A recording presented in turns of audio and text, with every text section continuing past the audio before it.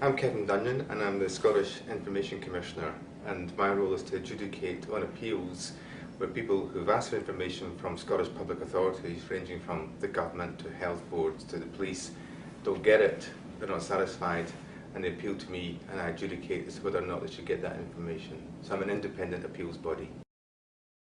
The FOI's got a long history, so it goes back to 1766 in Sweden with the very first FOI Act.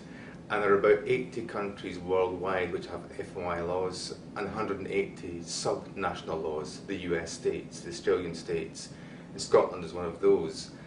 And about a third of those laws took about 50 years to come into effect, up to about 2000, leaving aside Sweden. Finland was the second in 1951.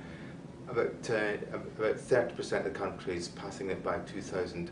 And then 2/3 of the FOI laws have been passed in the last 10 years, and in Scotland ours came into effect in 2005. So the most recent FOI Act is in Russia, for instance.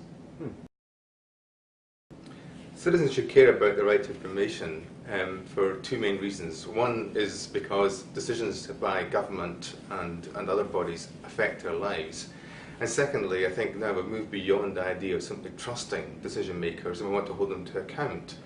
And that tends to happen not just at the kind of macro level, where governments of course publish a lot of information about how they spend our tax money, but people want to know about what's happening in terms of their street or their community or decisions which affects their lives. So why is their school closing? Why is their road not being maintained?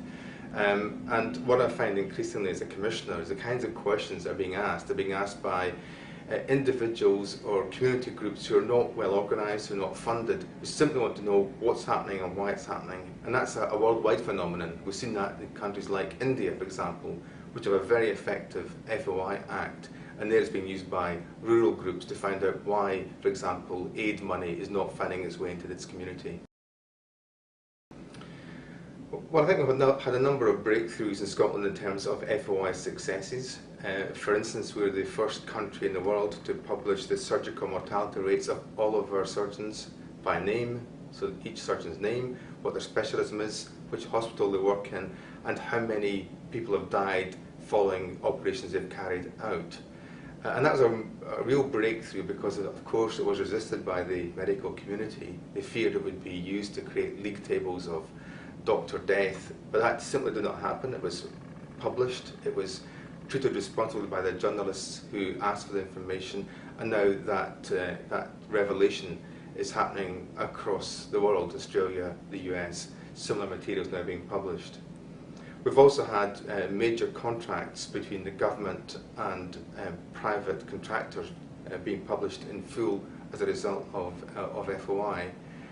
But at a local level, we've seen community groups use the Act to put information to the public domain that has embarrassed perhaps even the bigger, well-organised NGOs. So, for example, finding out why small schools are being closed and successfully challenging the criteria, to the extent that government has now passed laws to protect rural schools against closure.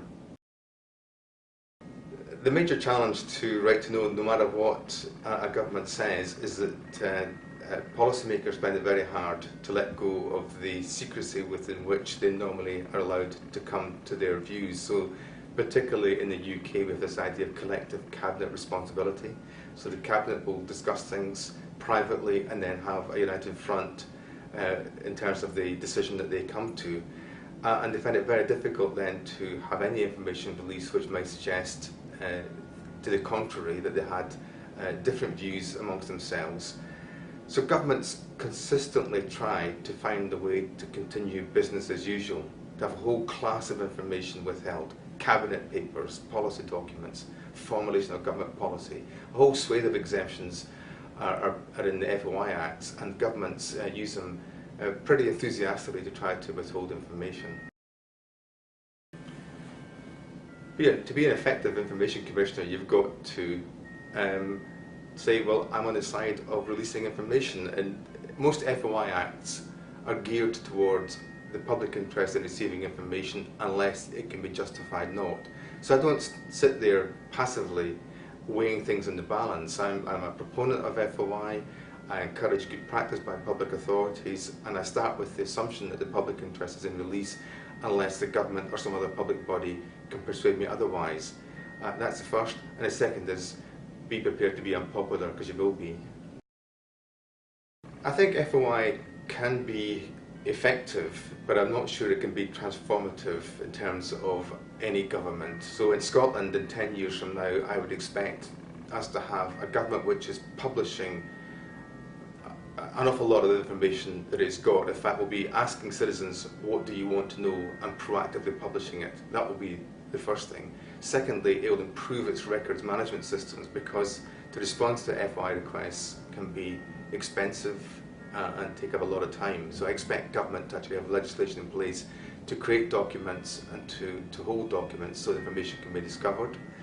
And the third thing I'd say in 10 years' time is that I would expect that we would actually have a more mature relationship with government and recognise that these individuals around a decision-making table should be allowed to entertain options, should have internal discussions about that, and we shouldn't have that seen as some kind of weakness that they don't have a single voice from the outset, but they actually have the capacity to say what could be done, what do we want to do, and then to explain that to the population. And FOI should help that process of understanding decision making.